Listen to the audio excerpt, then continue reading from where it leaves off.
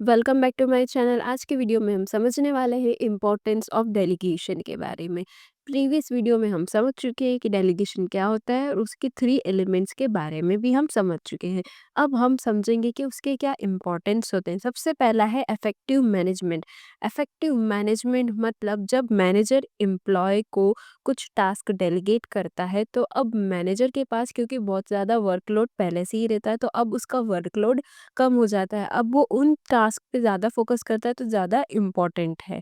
अब उन एक्टिविटीज़ पे कॉन्संट्रेट करता है जो ज़्यादा इम्पोर्टेंट है। इससे क्या होता है, वो जो न्यू अपॉर्च्युनिटीज़ है उधर ज़्यादा ध्यान दे पाता है। पहले वर्कलोड बहुत ज़्यादा था, लेकिन अब जब उसने उसका काम डेलीगेट कर दिया है एम्प्लॉय को या सबऑर्डिनेट को, तो अब वो न्यू अपॉर्च्युनिटीज़ पे फ़ोकस कर पाता है, कॉन्संट्रेट कर पाता है, नए एरियाज़ में फ़ोकस कर पाता है। तो इससे क्या होता है, effective management.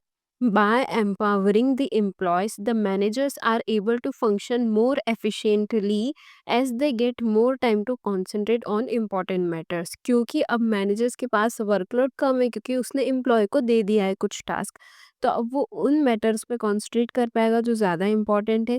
Freedom from doing routine work provides them with opportunities to excel in new areas. अब वो जो रूटीन वर्क है वो उसने डेलीगेट कर दिया मैनेजर ने एम्प्लॉय को। अब वो नई अपॉर्चुनिटीज़ पे फोकस करा पाएगा, नए एरियाज़ में कैसे ग्रो करना है उस पर वो फोकस कर पाएगा। सेकंड है एम्प्लॉय डेवलपमेंट। जब मैनेजर एम्प्लॉय को टास्क डेलीगेट करता है, मैनेजर ने अब उसको टास्क डेलीगेट कर दिया, अब एम्प्लॉय क्या करेगा, उस टास्क को परफॉर्म करेगा। जब वो उस टास्क को करेगा तो उससे नई स्किल मिलेगी, न्यू नॉलेज मिलेगी और उसको एक्सपीरियंस भी मिलेगा। तो ऐसे वो जो उसका टैलेंट है एम्प्लॉय का वो यूटिलाइज होगा, उसको अपॉर्चुनिटीज़ मिलेगी अपना टैलेंट यूटिलाइज करने के लिए, और वो फ्यूचर में और ज़्यादा टैलेंटेड बन जाएगा और ज़्यादा उसको नॉलेज मिल जाएगी, एक्सपीरियंस मिल जाएगा, उसकी स्किल्स डेवलप्ड होगी। तो वो क्या बनेगा, एक बेटर लीडर बन जाएगा और खुद से वो डिसीजन मेकिंग भी कर सकता है। Employees get more opportunities to utilize their talent and this may give rise to latent abilities in them. It allows them to develop those skills which will enable them to perform complex tasks and assume those responsibilities which will improve their career prospects. अब उसे वो skills मिलेगी जिससे वो complex task को भी easily perform कर सकता है। उसको रिस्पॉन्सिबिलिटीज़ मिलेगी जिससे क्या होगा, वो करियर उसका इम्प्रूव होगा। क्यों? क्योंकि अब वो एकदम टैलेंटेड पर्सन बन गया है, उसमें बहुत सारी नॉलेज है, स्किल्स है, एक्सपीरियंस है, तो वो फ्यूचर में एक लीडर बन सकता है। ठीक है। It makes them better leaders and decision makers. Thus delegation helps by preparing better future managers. Delegation मदद करता है क्या प्रिपेयर करने में, बेटर फ्यूचर मैनेजर्स। ये एम्प्लॉय फ्यूचर में एक अच्छा मैनेजर बन सकता है। थर्ड है मोटिवेशन ऑफ एम्प्लॉयज़। डेलीगेशन मदद करता है एम्प्लॉयज़ का टैलेंट डेवलप करने में, और डेलीगेशन के कुछ साइकोलॉजिकल बेनिफिट्स भी होते हैं। कैसे? जब सुपीरियर सबऑर्डिनेट को कुछ टास्क डेलीगेट करता है, सुपीरियर मतलब मैनेजर, सबऑर्डिनेट मतलब एम्प्लॉय, तो जब सुपीरियर सबऑर्डिनेट को टास्क डेलीगेट करता है तो सबऑर्डिनेट को लगता है कि जो सुपीरियर है, जो मैनेजर है, वो मुझ पे ट्रस्ट करता है, इसलिए उसने ये टास्क मुझे दिया है। और ऐसा है भी, मैनेजर सबऑर्डिनेट पे ट्रस्ट करता है कि हाँ ये कर सकता है, इसलिए वो टास्क सबऑर्डिनेट को देता है, वो उसको रिस्पॉन्सिबल पर्सन समझता है। तो सबऑर्डिनेट ये देखता है कि मुझे ये टास्क परफॉर्म करने के लिए दिया गया है, उसका मतलब क्या है कि मैं भी एक रिस्पॉन्सिबल पर्सन हूँ, मुझ में भी टैलेंट है। और इससे क्या होता है, सबऑर्डिनेट का कॉन्फिडेंस इम्प्रूव होता है। ठीक है, उसका सेल्फ स्टीम बिल्ड होता है, उसे लगता है कि हाँ मैं भी इस लायक हूँ कि मैं इस टास्क को परफॉर्म कर सकता हूँ। तो वो उस टास्क को बहुत अच्छे से परफॉर्म करता है और फ्यूचर में और ज़्यादा इम्प्रूव करने की कोशिश करता है, क्योंकि उसको एनकरेजमेंट मिलता है, तो वो ज़्यादा और इम्प्रूव करता है अपनी परफॉर्मेंस। डेलीगेशन की क्या है, साइकोलॉजिकल बेनिफिट्स है, तो ये साइकोलॉजिकल बेनिफिट है।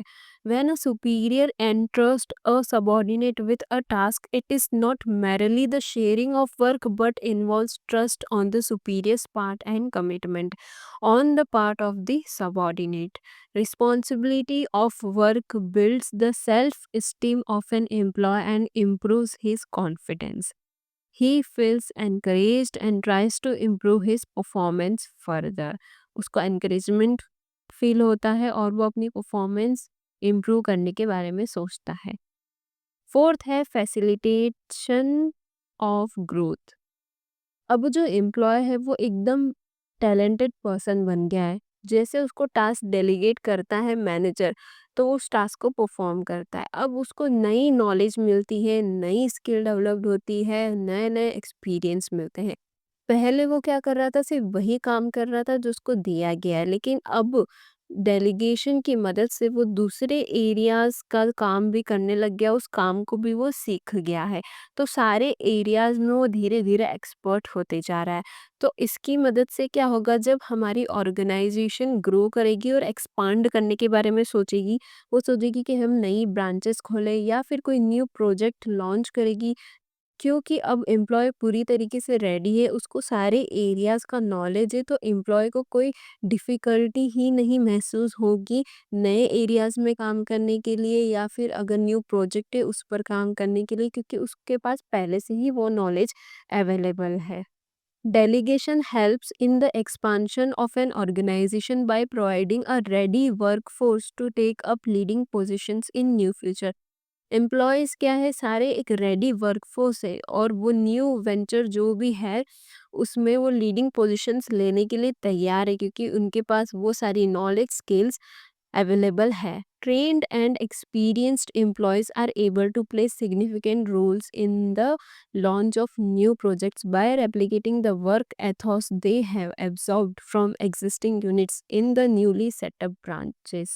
क्योंकि अब ये एम्प्लॉयज ट्रेंड हो गए, एक्सपीरियंस हो गए, तो वो जो न्यू प्रोजेक्ट्स है उसमें आसानी से काम कर सकते हैं जो काम उन्होंने सीखा है। तो ये था फैसिलिटेशन ऑफ ग्रोथ। फिफ्थ है basis of management hierarchy.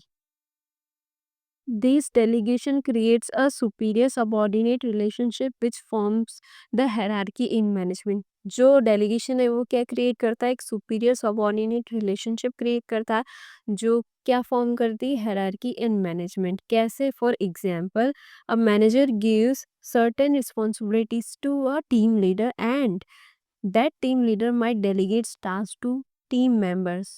Each person knows who they report to, who reports to them.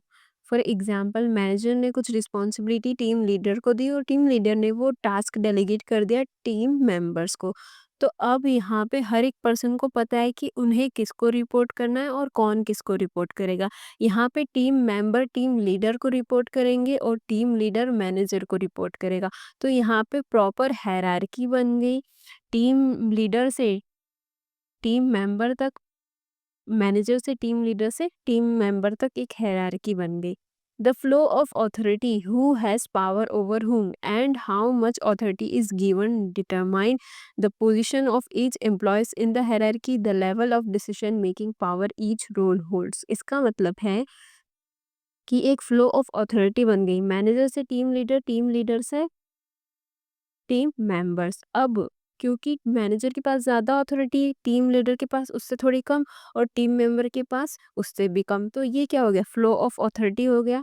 ठीक है, ये क्या डिटरमाइन करता है, the position of each employee in the hierarchy. यहाँ पे हर एक एम्प्लॉय की क्या पोजीशन है ये भी डिटरमाइंड हो गई कि मैनेजर की हायर पोजीशन है, टीम लीडर की उससे थोड़ी डाउन है और सबसे बॉटम पे टीम मेंबर्स है, और सबके पास कितनी डिसीजन मेकिंग पावर है ये भी फिक्स हो गया।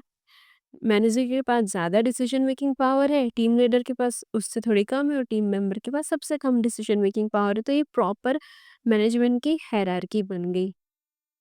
लास्ट है बेटर कोऑर्डिनेशन। डेलीगेशन में टोटल 3 एलिमेंट्स होते हैं, अथॉरिटी, रिस्पॉन्सिबिलिटी और अकाउंटेबिलिटी। अथॉरिटी मतलब the right to make decisions, responsibility मतलब the duty to complete a task और अकाउंटेबिलिटी मतलब being answerable for the outcomes.